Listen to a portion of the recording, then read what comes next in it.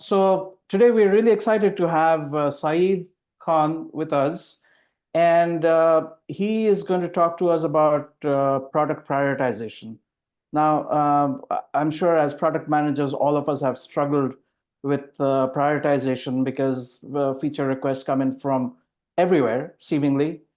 Stakeholders are not, and it's a challenge to have a system where you can prioritize or you can decide what kinds of metrics to provide to give to prioritization for enhancements, bugs, and what have you. So Saeed has more than 25 years of experience in the product management field, and he's based in Toronto. He has worked for several well-known US and Canadian companies, Informatica, General Magic, IntelliSeek, Novell, and so on. He also founded Product Camp Toronto, and it's the third oldest product camp in the world, Silicon Valley being the oldest one. And he has contributed many articles. He's associated with the Pragmatic Institute. And currently he runs a consulting firm called Transformation Labs that helps companies in strategy and discovery and road mapping and so on. So without further ado, here's Saeed Khan. Take it away, Saeed. Thanks. Thank you very much. So let me just share my screen here, and then let me know if you can see it. You see the PowerPoint? Yep. Okay, great. Yeah, so the topic is on prioritization, and I said how to do it right, because there is no single one right way, but there's sort of better ways and worse ways. But I didn't want to say how to do it better, because that doesn't sound as good. I'm going to talk a bit about prioritization. I'm going to get into some definitions. I'm going to debunk some myths, I guess, or some practices. And then I'm going to get into sort of the way I kind of think about it at a macro level. Like, obviously, there's a lot of detail. There's a lot of specifics and situational issues and things. And we can get into all of that in Q&A if you want. But I'm going to kind of give you a framework and some thinking. But feel free to put questions in the chat, and we'll answer them as best as we can. So a little bit about me. You heard the intro, so I won't go into this too much. I did live in Silicon Valley actually for a while. I used to live in 2000 to 2006, and we were talking before all of you came in. I remember the Silicon Valley PMA way back, and I think my first meeting was 2004. So I have some memories of it was the first actually product management association I ever attended. So let's start with the definition. So what is prioritization? So I won't ask you guys. Sometimes when I give this talk, I'll ask people in person, but I like to have good definitions of things, because then it kind of creates clarity. So I define it this way, and this is pretty much a dictionary definition. Maybe I've modified it a little. The action or process of deciding the relative importance and urgency of a thing or things, right? So relative importance or urgency, sorry. And the thing is that we think of those two things almost synonymously. Like, if something is urgent, it's important, or if it's important, it's probably urgent. But that's not actually true. They are actually almost orthogonal in many ways. So if you think of things like importance versus urgency, if you have a house fire, probably pretty important, pretty urgent to put it out.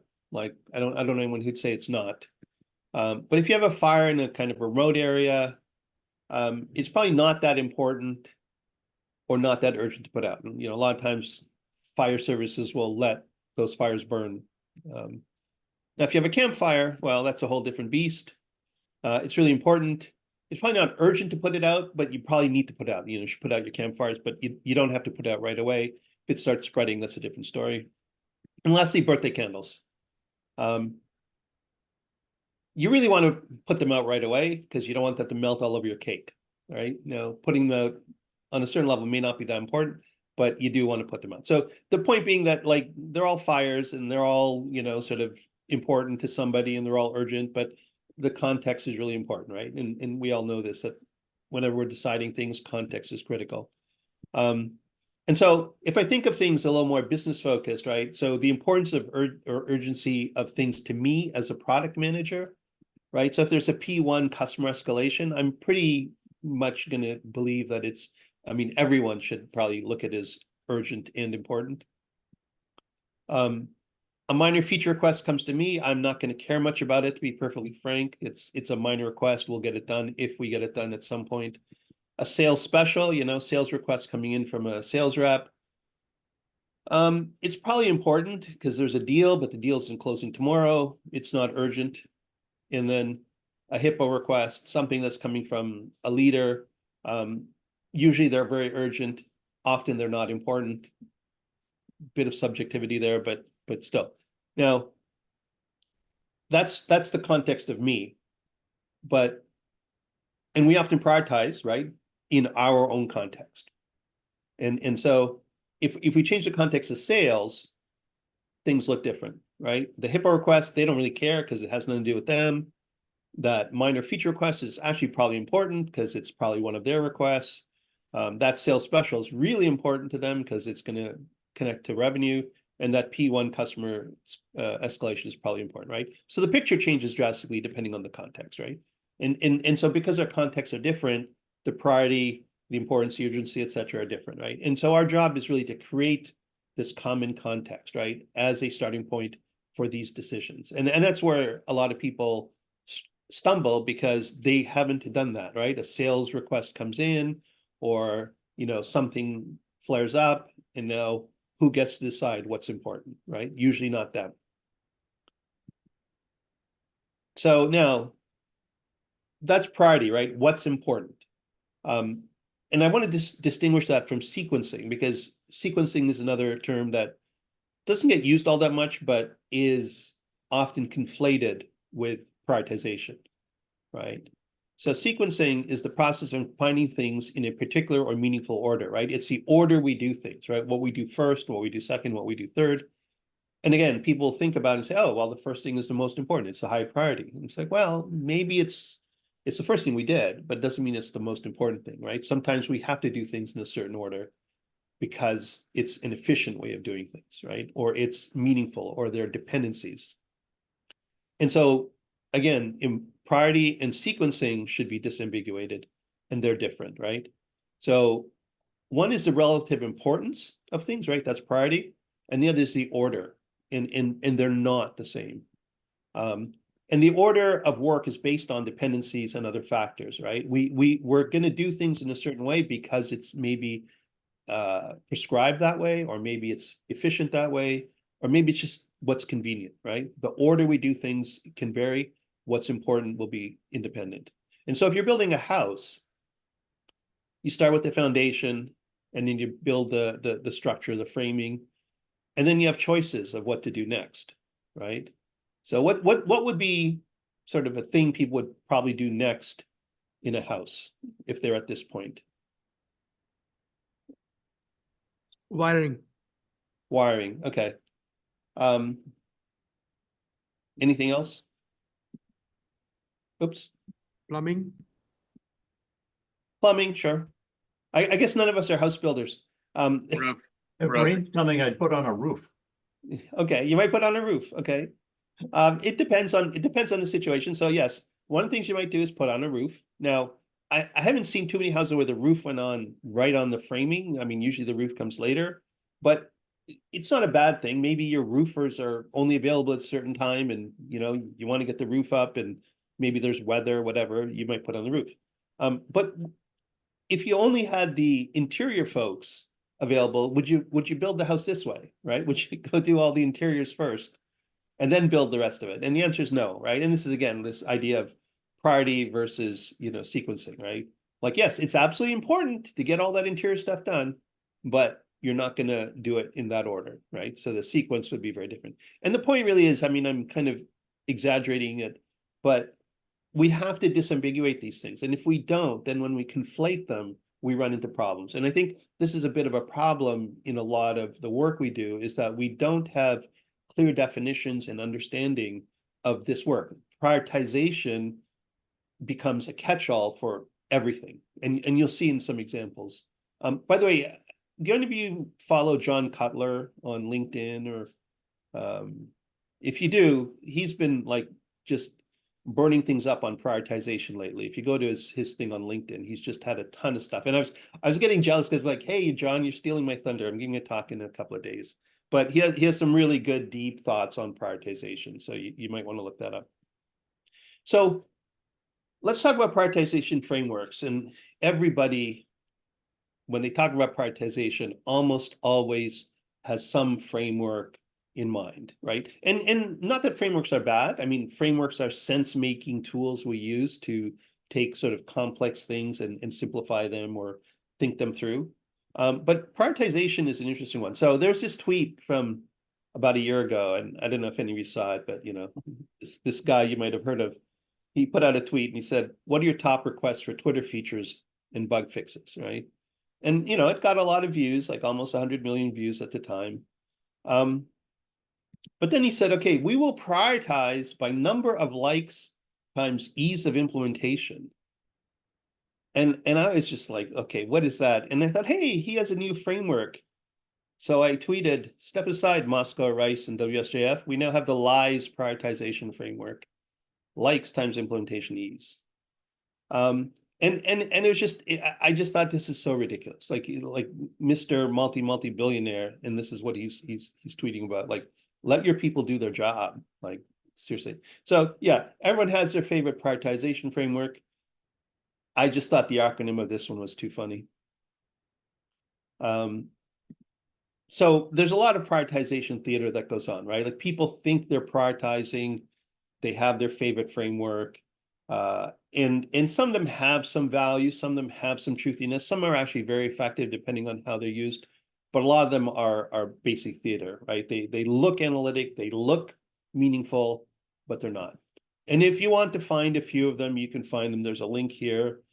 And there's, you know, like this is not even all the frameworks that were in that article. I think that article had like 150, and I just pulled out a bunch. And there's these categories. So a lot of them fall into the weighted scoring kind of thing, where you have some formula and you fill it in based on some, guesses usually. There's grids 2x2s usually, and they help in some cases. There's canvases, there's categorization and these exercises, right? Buy a feature, prune the product tree, that's Luke Homan's kind of thing. But not all of these are prioritization, first of all. Like some of these are just sense-making tools to help you organize or simplify your thinking.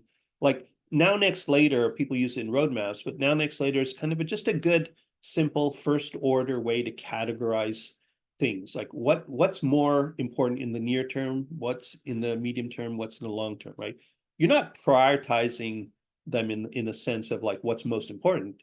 You're just saying, hey, let me see if I can come up with some buckets. So some of them are useful in certain contexts, and there's nothing wrong with using them in the right context.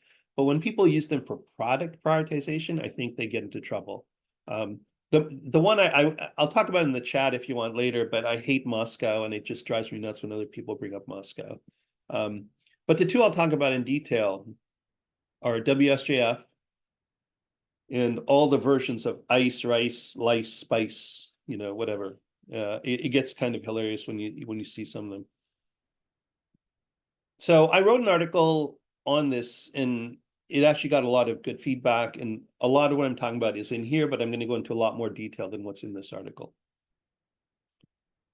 So RICE is this framework equation, reach times impact times confidence divided by effort.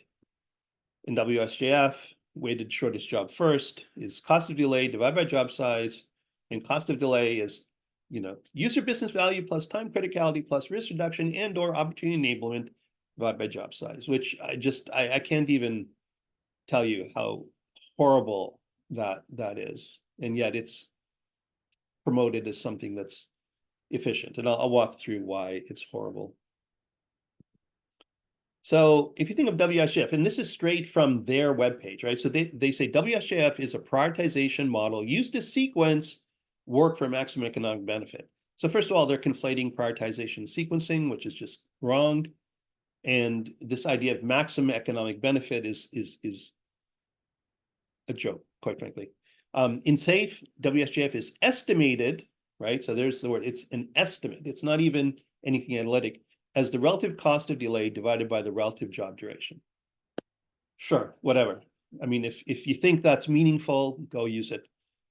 There's these three parts, right? To cost of delay, user business value, time criticality, and then risk reduction, etc. And this is, again, straight from their webpage. What is the relative value to the customer business? Bunch of questions. How does user business value decay over time? Bunch of questions. And then what else does this do for our business? A bunch of questions. And every one of the answers to these questions is purely subjective. And then somehow you turn this into some values, and then you add them and divide, and you get a number, and that number is supposed to be meaningful in some way. And it's like, it's just theater. I actually don't understand how basically intelligent people, because there's a lot of intelligent people in the tech industry, more smarter than me, don't just look at this and say, okay, this is useless. Let's replace it with something that is meaningful. Because you cannot answer these questions in any analytic way. Like, is there potential penalty or other negative effects if we delay? Yeah, there are. And it's a guess what they might be, right? Like, do our users prefer this over that? That's a nice specific question. I mean, I could spend an hour on this slide alone. Right? So here's an experiment to try. And I wrote about this in the blog post, but I would love to see someone try it and give me the results. I haven't been able to do it. I don't have a team of people. So take a team and split in two, give each team the same list of features to prioritize. Now, the assumption is this is stuff they're familiar with, right? It's work that they would potentially be working on. But give them the same list, but split them in two. And tell them to use RICE or WSJF, whatever they normally use or whatever they're comfortable trying the experiment with. And then send them off to separate rooms and then bring them together once they've done their prioritization of the top 10 or so. So maybe the list has 20, they prioritize them all, and you see what are the top 10. And I guarantee you the results will be very different, right? Because they're prioritizing based on these assumptions and these estimates and their own understanding and their own context. And you'll see that, like, yeah, this doesn't give you anything that's even coherent. You might get some groups of things that are similar, but overall, they won't be very similar. And then ask them to explain the values they used in RICE or WSJF and why they chose those, right? It'll be eye-opening, I guarantee it. Like, why was your reach that? Or why was your impact that? Or why was your cost of delay that, right? That's where the real discussion happens. And that's where you'll see, yeah, people aren't talking about the same thing. Now, someone might argue, well, yeah, if you put them in separate rooms, they'll be different. But if you put them in the same room, they'll be the same. And the answer is, well, no, what'll happen is they'll have different opinions and one opinion will dominate over it. So it's not as if something gets resolved in any meaningful way. So these frameworks have lots of issues. First of all, they focus on bottom-up feature prioritization, which is absolutely the wrong way to prioritize. They don't account for any strategy or vision. Their factors are based on guesstimates, but they're converted into analytic values, which is mathematically incorrect. And it's just wrong. And I'll get into this mathematically incorrect thing. And this is another problem, right? Like, okay, it's fine you say they're estimates, Saeed, but if they're estimates, but they're still somehow roughly valid, what's wrong with that, right? But they're not even valid because the math in them actually is wrong. And there's no other word for it. So I won't read all this. The other big one here is this one about margin of error, right? So they're estimates. They're converted to a value. If it's an estimate converted to a value, you need to have some margin of error in there, right? You can't just say it's 0.5 or it's 3. It's 3 plus or minus something. And anytime you have a margin of error in a calculation, every term with a margin of error contributes to the margin of error of the total. So if you have 4 terms like in RICE, and each one, let's say, has 20% margin of error, that means your result has an 80% margin of error, right? So if you have a result of 10, it's 2 to 18. It's some number in between there. It's not 10. And you don't know what number it is. It could be 3, it could be 15, right? You know, it's like this. if you were flying on a plane and the pilot knew that the wind speed that they're going to fly into is 100 knots plus or minus 80%, they're not going to be able to know how they should deal with it, because a 20-knot wind, not a problem. 180 knot wind, a big problem, but they don't know. It's not 100, right? So this is a big problem. So let me ask you this: what's the difference between these numbers, 8, 10, and 15 plus or minus 80%? And the answer is absolutely nothing. It could be anywhere in those ranges, right? So you can't use them in any meaningful way, right? You can't turn approximates into absolutes just by ignoring the uncertainty, right? It's just fundamentally, wrong. You can't do it. So that's one of the big problems with them.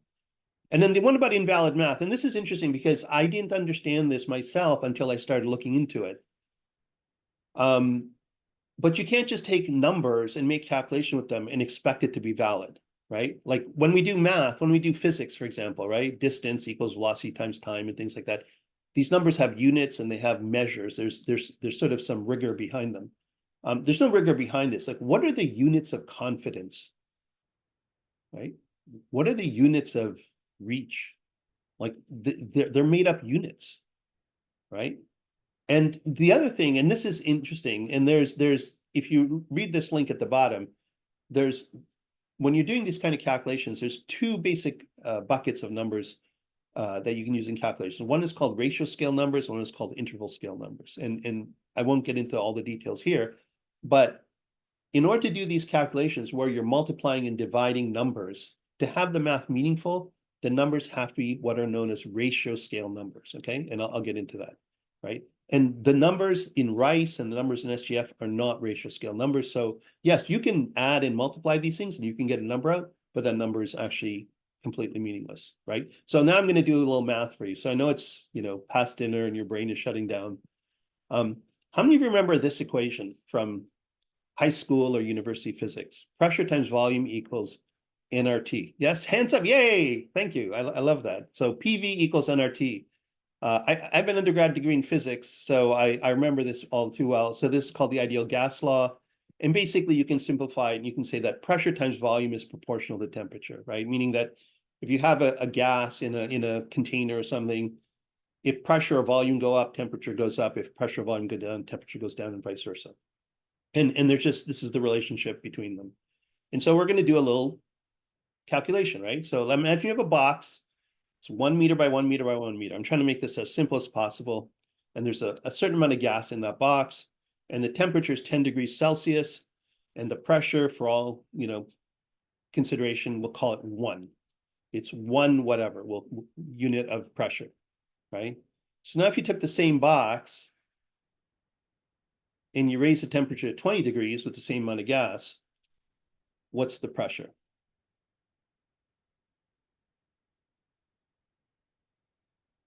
Anyone? 20? I can't see the chat, by the way. It disappeared when I presented. So if people are putting 20, if someone can read out the chat, let me know. I'm watching the chat site. There's no questions or no guesses yet. Oh, So I okay. think folks are thinking really hard right now. Okay. Raise your hand if you think it's the pressure's 2. We got a 2. Okay. Anyone think it's a 4? Anyone think it's a half? Okay. So trick question.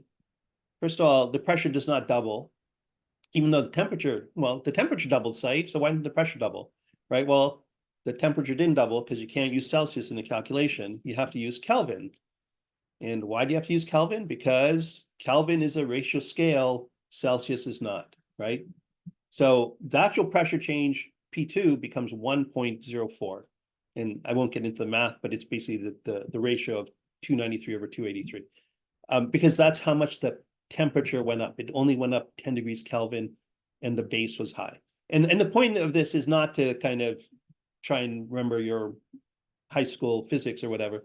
But the point is that this is what I'm talking about when you do these calculations, Units matter, right? The math is invalid if I use Celsius. Even though Celsius sounds like a legitimate scale, it cannot be multiplied and used this way. You have to use Kelvin. And so the point being that in this case, ratio scale numbers can be measured in size and magnitudes as factor of a defined unit. So first of all, you need to have a defined unit. There's no defined unit of reach. There's no defined unit of delay. There's no defined unit of impact, right? Like we just make them up. And then secondly, the scale has to have an absolute zero, right? And that's the difference between Celsius and Kelvin. Kelvin has an absolute zero. Celsius can go negative. You can have minus 10 Celsius, right? Same with Fahrenheit. You can have minus Fahrenheit. So when you don't just understand the math behind some of these equations, they all look like they produce a number, right? It's like when ChatGPT hallucinates. Well, it looks like a reasonable sentence, but it's not, right? And so you really want to avoid these things, like just avoid them, because they're meaningless. And, I really harp on this because I see a lot of especially junior product managers who don't know better read up on something. I saw actually a post today, literally today, this morning, from a group in the UK who are actually a really respectable product consultancy, and it was on prioritization. And I saw the link. Oh, let me read what they have to say. And they had Moscow, and they had Rice, and they had WSJ, and I was like, no, this is not going to help people. So don't use them. Like, just don't use them. Like for all these reasons and more, they're not helpful. Okay, so the question is then. Oh, by the way, I when I saw that Elon Musk tweet, I went back on Twitter today to just get a screenshot, and then I saw this tweet I'd put up last year, because I guess I was railing against WSJF last year. It says, customer, we want you to build our new office in the shape of a pyramid. Builder, absolutely no problem. We use weighted shortest job first to prioritize the most efficient work. Ladies and gentlemen, the building is complete, right? So they start with the shortest job first. Like, again, it's sequencing. It doesn't tell you, what's really right, the strategy and things like that. So trying to avoid them. All right, so how should you prioritize, right? This is really the question. So we don't want to do all those other things because they're not helpful. How should you prioritize? And this is where you have to think about, okay, what is that word mean? Prioritization, right? Prioritization is about what's important, right? And that's the thing we have to keep in mind. And I define prioritization this way, and this is product prioritization, not the dictionary definition. Because when we're prioritizing in product, it's not a singular act at the end of some process or something like that. It's an ongoing process of collaborative decision-making that creates common context and alignment on what is important, right? Because it's not just my opinion of what's important or one person's opinion. As a group, as a team, as an organization, we have to stay aligned, and we have to say, yeah, this is what's important. And what's important can change over time, right? Like the market changes, competitors do things, our business changes. There's lots of dynamics going on. And so we have to do this in an ongoing basis, and we have to stay aligned and agree on what's important. And so this is the first thing is to understand is that it's an ongoing process and it's collaborative, right? It's not singular. It's not one person. It's not dictated. It's something we all agree to. And if we all agree to it, then we're going to be aligned, right? So now I have the word context on the previous slide. What is that context? How do we create that context? And this is the part that a lot of people don't like. I'll just say this. And the reason they don't like it is because it's work, okay? But I'm going to explain it. I'm going to talk about it. But if you do this work, life becomes so much easier, okay? So I have this framework, and I call it the vision stack. And you might have heard Ravi Mehta. He has something called the strategy stack. And Martin, I forget his last name in the UK, he has something called the decision stack. But you might have seen things like this. And I think we're all sort of revolving around the same thing, which is that there is a set of concepts that will help bring alignment if they're well understood and well executed on, right? And so the way I articulate is this way. Every company should have a vision, objective, strategy of some kind, right? And, if they don't, well, they're in trouble. But whether it's formally defined or not, there is some business sort of framework that you're operating under. And then from a product perspective, you have a product vision that should align with the business vision, et cetera. You should have objectives for your product in some form. Hopefully it's more than just, revenue or deliver something. There should be some strategy, right? Which is really the choices you're making to achieve those objectives. Out of the strategy comes a roadmap, and then the roadmap feeds into your product plans, right? So this set of entities are on some level what you as a product person or product leader should be kind of articulating and defining, to help your teams or your peers move forward.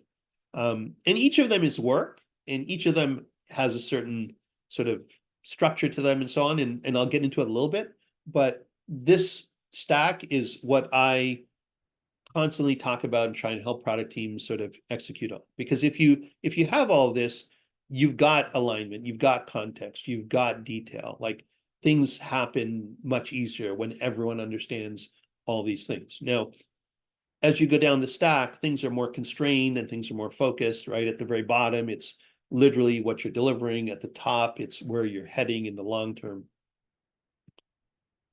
This red part in the middle, right? So the vision, objective, strategy, and roadmap.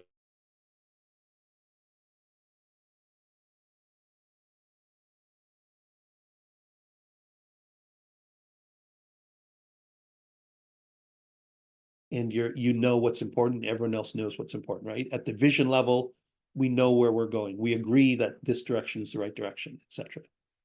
Right, objectives, strategy, I'll go through them.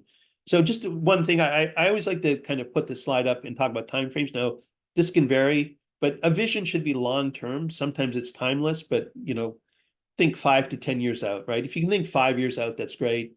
And it doesn't have to be detailed, but you do want to sort of think longer term, right? Your objectives, 1 to 3 years, your shorter term objectives, like 1 year might be revenue, and you might have some more strategic objectives at 2 to 3 years. Strategy should be less than that, so 1 to 2 years, possibly up to 3 years. Your roadmap will fall out of that, so it should be whatever your strategy timeframes are. And then your releases are whatever they are. 3 to 6 months is common, but it could be more, it could be less. But the point is that, again, like this just shows this cascade of thinking and understanding. As you go down, it's more detailed and you have higher confidence in what it is. And as you go up, it's more uncertain, more risk, but that's fine, right? Our vision is 5 to 10 years out. We may adjust a bit, but it's not something that, it's set in stone. It's something that's a conceptual kind of direction that we're going. So I'm going to go through each of these just in a little more detail, a couple of slides on each just to help you understand them, right? So a vision to me, and this is really important, it's a description or a narrative. It's not just one of those single line taglines that you see, to make the world a better place, right? It actually has some structure to it. It might be a couple of pages in length, but it's essentially an argument about why you want to make the world a better place. Like, what does that even mean, right? What specifically do you want to do? How are you going to do it? What are some of the thinking behind it, et cetera, right? It talks about your aspirational goals or impact, and it's the benefit you're going to provide to your customers or the market, right? So it's about them. It's not about you. I just like to also disambiguate things like mission and vision, because people use them sometimes interchangeably, and I used to think about one or the other and I'd get them confused. The way I think about them is, so mission is the what and the how, and the vision is the why. So when we think of mission, right, the most famous mission ever is Star Trek's, mission, and I'm sure many of you, I don't know how many, I gave this talk and I had this slide to a group. It was about 10 product people, and only 2 of them were Trekkies and could name the mission. And I was like, wow, I misunderstood my audience. But the mission is, 5-year mission to seek out new life, new civilization, to boldly go where no one has gone before, right? Like that's the thing we've all heard if we've ever seen Star Trek. Now the question is, that's the what or the how. It's more of the what in this case. Why? Anyone know the why? Like, did they ever talk about their vision? Like Starfleet's vision? Because it could be, hey, because we want to build a better universe and, create interplanetary bonds. But, there was an episode in the original Star Trek where they went to a parallel universe, and it was the evil version of them, and they had Starfleet. but their Starfleet was their mission was to do all this stuff, but to conquer, right? Their vision was, we're going to conquer everybody. So it's interesting. You can have the same mission, very different visions, but the point being that the what and the how is very different than the why, and it's usually better to define a why and then figure out the what and the how. So I tend to focus people on vision first, and then they can figure out the details later. So objectives, again, this is my definition, and the reason I define it this way is very specific. So you've probably heard of the SMART objectives, like SMART, the acronym. This is the S and the M and the T of SMART, and I think these are the three most important.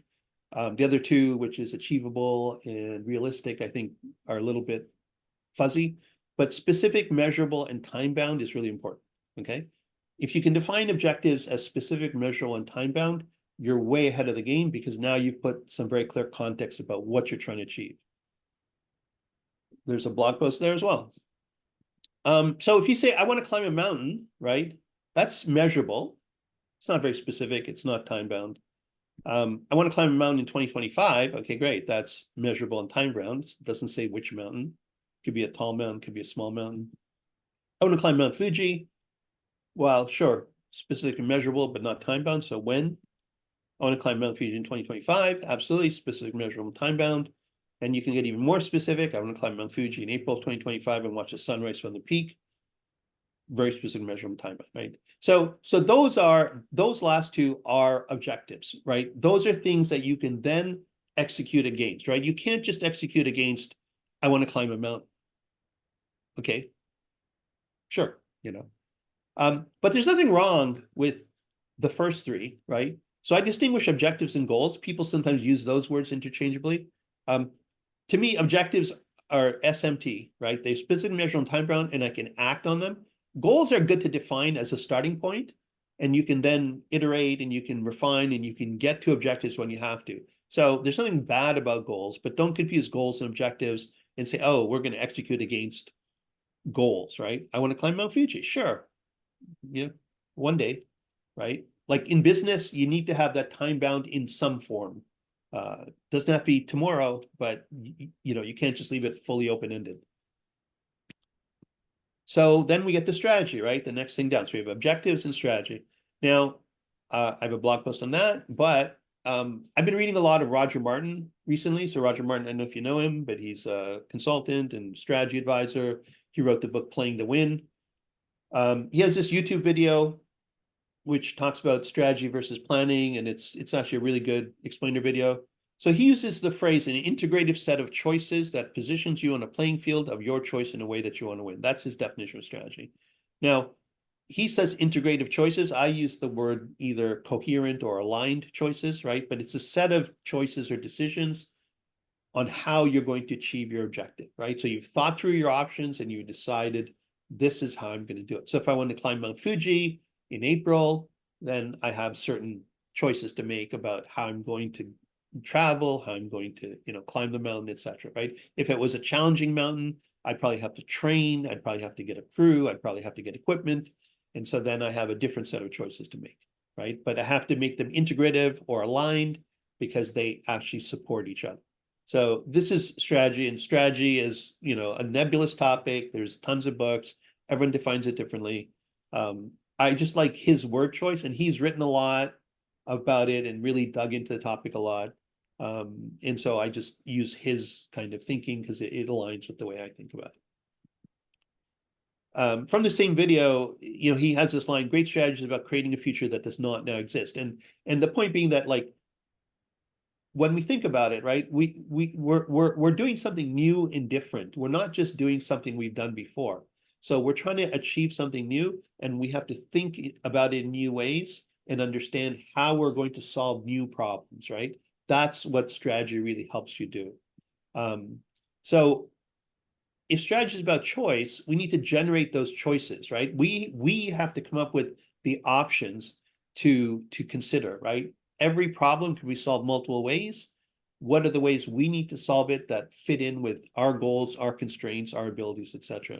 Right? And so in many ways, strategy is a hypothesis, right? We don't know for sure that this approach is going to work, right? Because we've never done it before, right? We're entering a new market.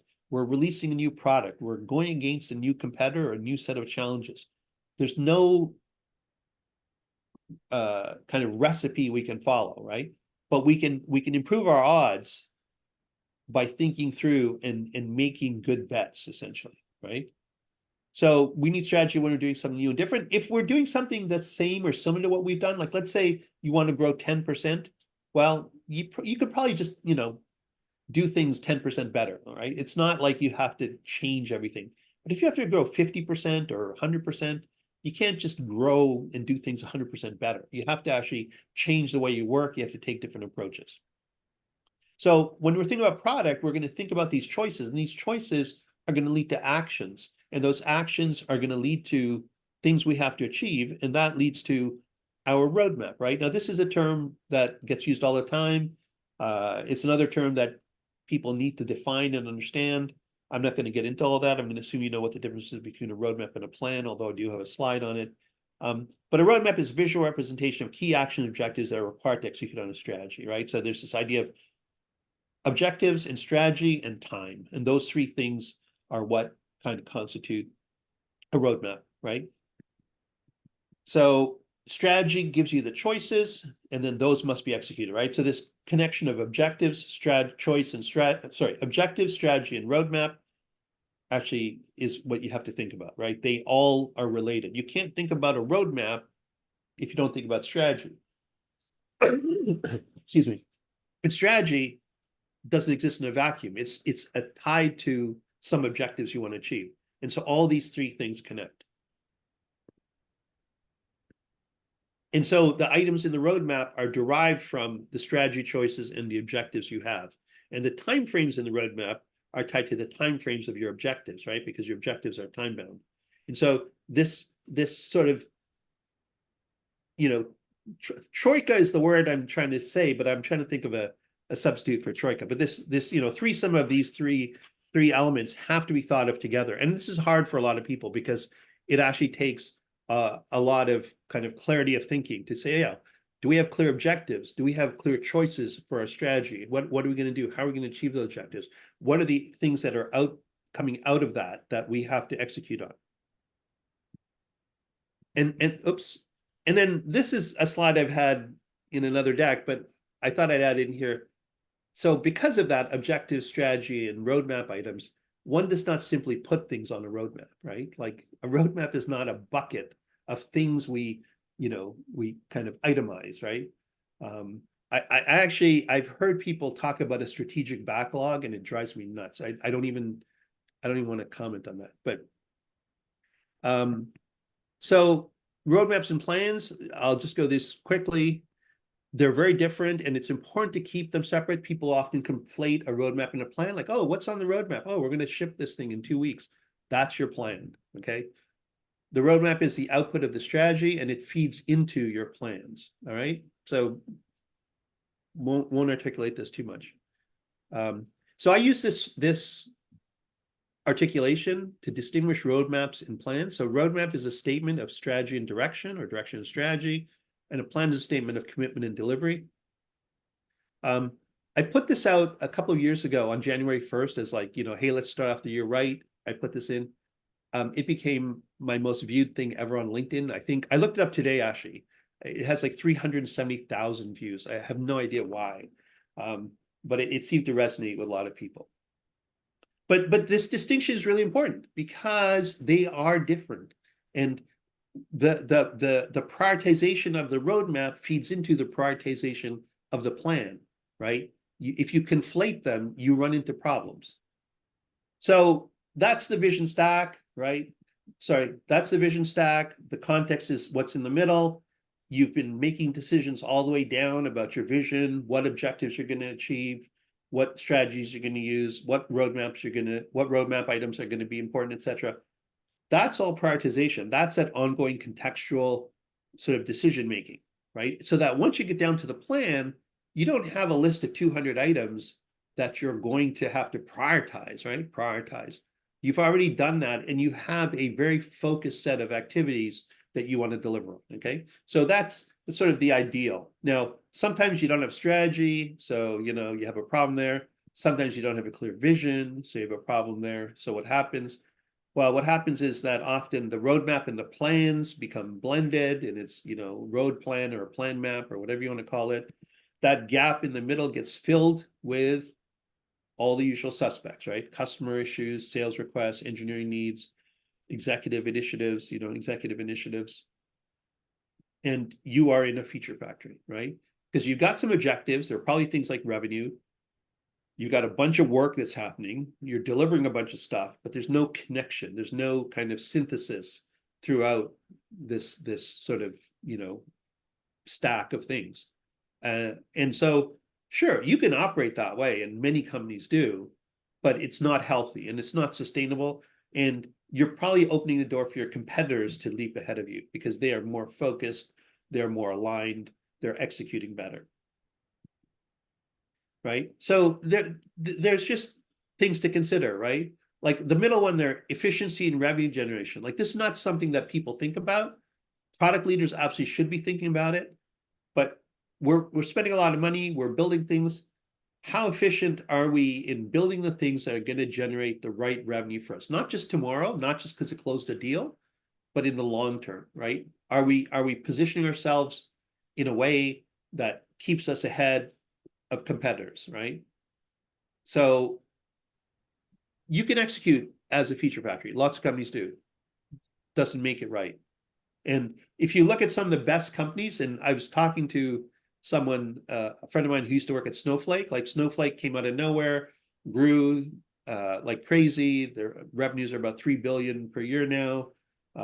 And they were very focused. They knew what they're trying to do, and they didn't just take random deals, right? Another company, Pendo, very similar, grew really quickly in the analytics space, really focused on product analytics, did not take side trips doing things that weren't in their wheelhouse.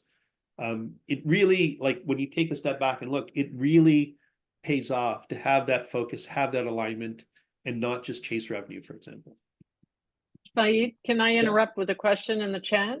Yeah. Ashwin is asking, he says, while this is a great aspiration, the reality is that unless we're working in a net new category defining startup, we are building a stack ranked agile shaped feature factory. How do we move beyond that? Roadmap is almost like when you calculate the directions to a place on Google Maps. Plan is when you click on start. I guess those are kind of two separate questions, but his question is, and Ashwin, feel free to chime in to elaborate, but how, when you are under pressure to just get these features implemented, how do you raise the stakeholders up to, looking at this stack? It's a good question, actually. So whenever I hear, and I hear this kind of question a lot, and my first question back is, where is the product leader, right? Where's the VP of product or the CPO or the whoever it is whose actual job is to do this, right? Is to say, look, we have to build a product organization and we have to build a product culture where we're driving towards something, right? And that something is not just revenue.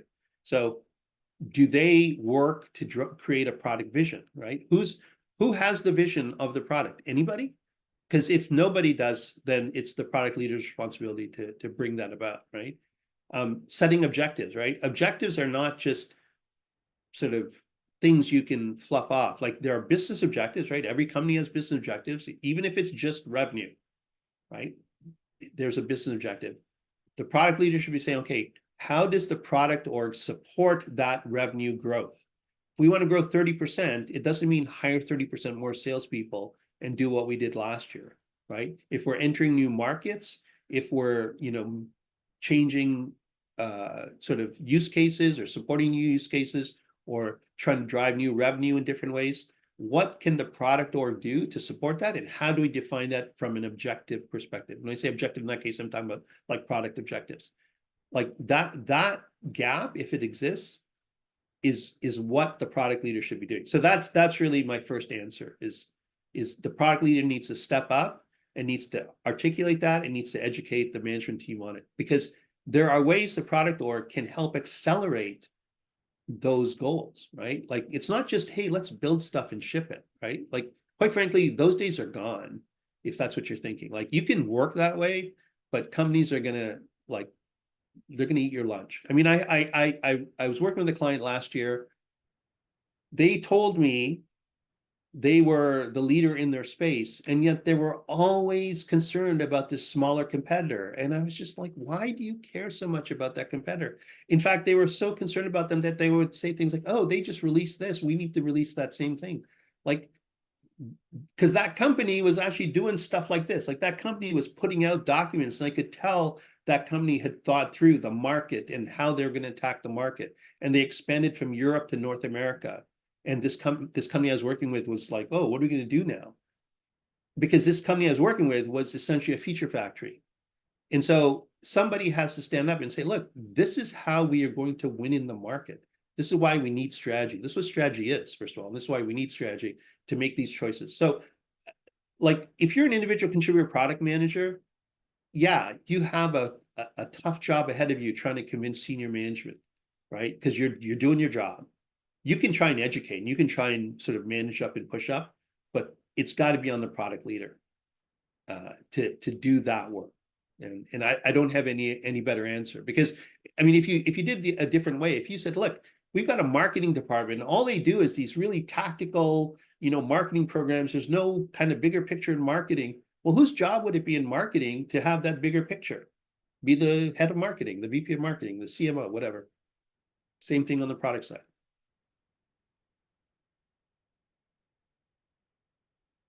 Okay. So I'll just finish up. I have a few more slides. So here's the thing, right? Again, getting back to, and this may be relating to your question, Ashwin. What you should be doing is saying, look, every time we release something, there's some part of it, which is this strategic stuff, this important stuff that's going to drive us towards our goals. And then there's going to be tactical stuff as well, right? And I drew this diagram intentionally this way, where the larger portion of that bar on the bottom is the strategic stuff, right?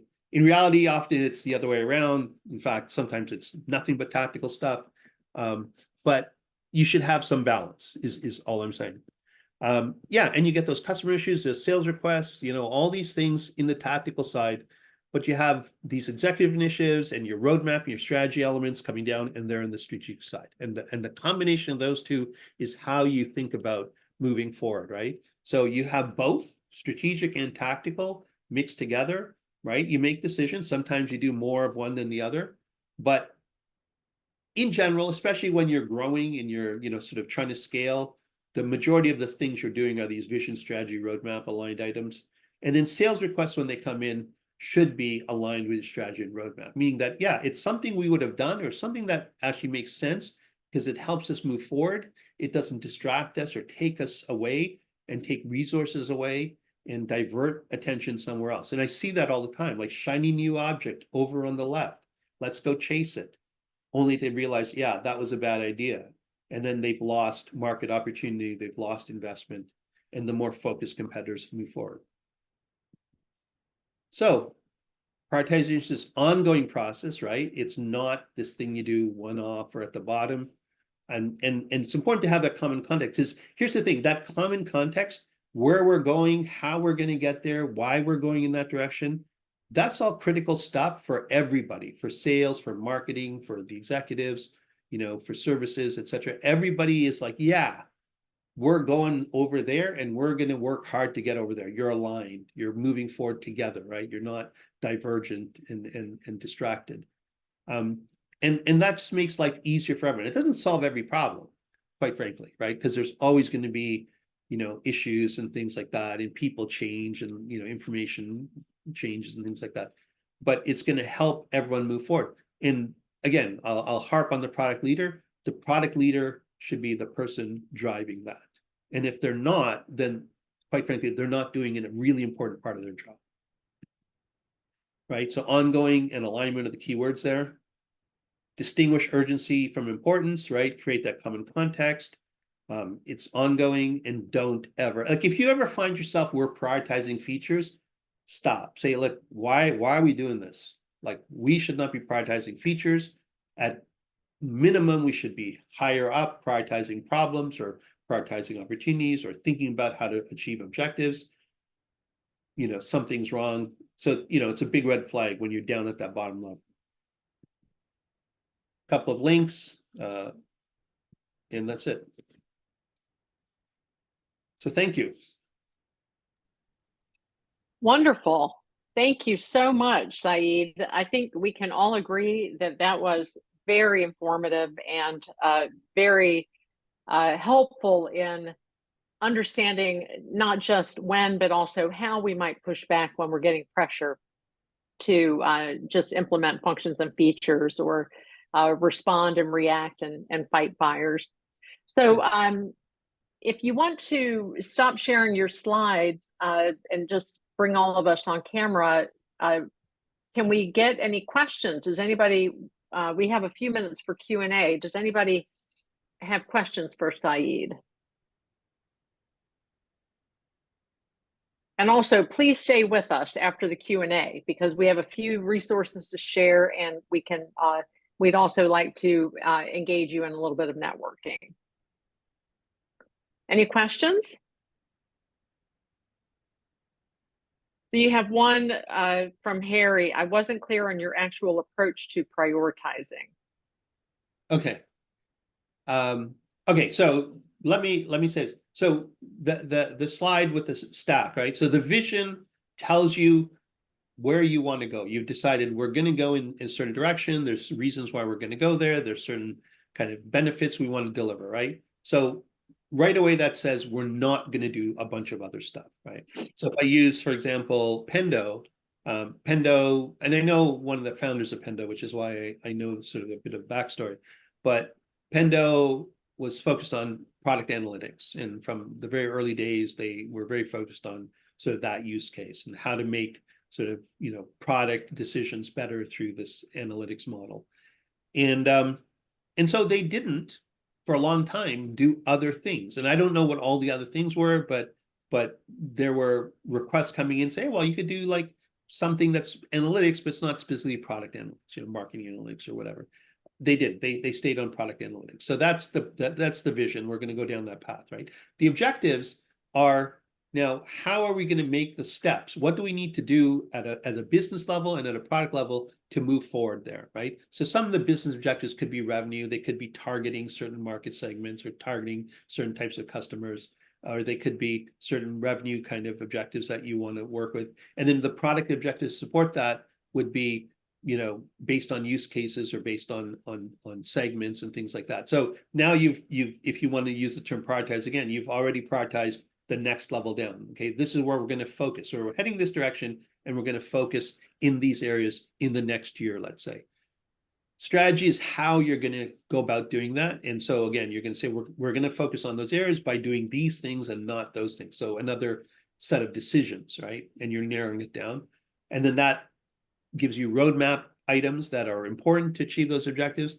And so what you get at the very bottom at that point is a bunch of important actions you're going to take as product managers, right? We're going to focus on these set of problems for these kinds of product issues, etc. Right? So you're there, and then you get the release plans, and now that's all the details that you get, the product roadmap items plus all the bugs and other feature requests and sales requests and things that align. And so all of a sudden you get to that bottom point and you don't have this big, huge, long list that you have to say, oh, I got to prioritize a long list. You've prioritized every step, and now you know what's important, plus some other work. And then you might have some decisions to make about resourcing and balancing, things like that. So that's the prioritization process, right? That ongoing process at each level. And so you're making decisions and narrowing your focus at each level. And so you don't end up with this wide set of items, because things that don't align with your vision, your strategy, your objectives, etc., aren't important, right? If they're important, they would align, or you would have had objectives that support them. Great. So Ashwin has another question. Is Agile killing innovation in your mind? Oh my God, I have no idea. I don't know. Ashwin, you want to elaborate what you're thinking? You can unmute. Sure. So, and it goes back to, I think, ties with the earlier question I asked around being a feature factory, and especially This is with more, I would say, technical products. If you fit into the TPM kind of persona, you literally have to show constant shipping of features, especially if if it's in the area of ML or data platforms or analytics. And with that being the case, there's sometimes the priority is essentially either driven by a special large customer request or HIPPO, or just the fact that it's just a new area to build features in. So you're just building and shipping. And that building and shipping is enabled and actuated by the boat that is agile. So that was the context for my question. So I don't know. I don't know how to answer that quite honestly. I would say this, like literally right now, 2024, we are in an early phase of some incredible innovation that's going to happen, right? We all know it. Like we see it and it's early. And, for those of us who have some gray hair, we saw this before a couple of times at least. Like I first got into tech in the mid 90s, and that was just when the early internet sort of emerged. And, like I can say, yes, I FTP'd Mosaic from the NCSA and used it. Like that's how long ago it was. And I went to Yahoo before it was Yahoo, and I still remember the Earl of Yahoo when it was at Stanford. But the point being that like the next 10, 15 years were amazing. Like they were incredible, like things changed, right? And I think we're going to see that. So on that level, I think the answer is no, innovation is still happening and we're seeing it in front of our eyes. I think within companies, and I don't want to blame Agile. Agile is a big bucket, and I have ranted about certain Agile practices, but I think that this idea that shipping is value or shipping rapidly is the right thing, I think that mindset is wrong. I think people have to get over it. In fact, I always think that the lean startup build, measure, learn is backwards. Like, why are you building first? You should be building last. You should learn, then understand, then build. If you want to move fast, well, move fast by learning, but you don't have to learn by building. There's lots of learning you can do. And then because fast means fast decision making, that's good. Like good, fast decision making is how you move fast. But the way you make those good, fast decisions is by learning in an ongoing way. So I don't know if I would blame Agile. I think there's lots of bad practices out there. I think Agile has a lot of benefits, but I think people might look at it as a panacea more than they should. I'll leave it at that. Okay. Does anybody else have any questions? You can put it in the chat or you can just unmute and ask while we have our expert in front of us. No? Okay. Saeed, thank you so much. This was absolutely fabulous. Really amazing presentation. We're very grateful to you for coming and sharing your wisdom with us. And to everybody who's still on, we will be issuing eventually the recording of the talk along with slides. And you should have Saeed's contact information, or you can also, Saeed, maybe put it in the chat for people.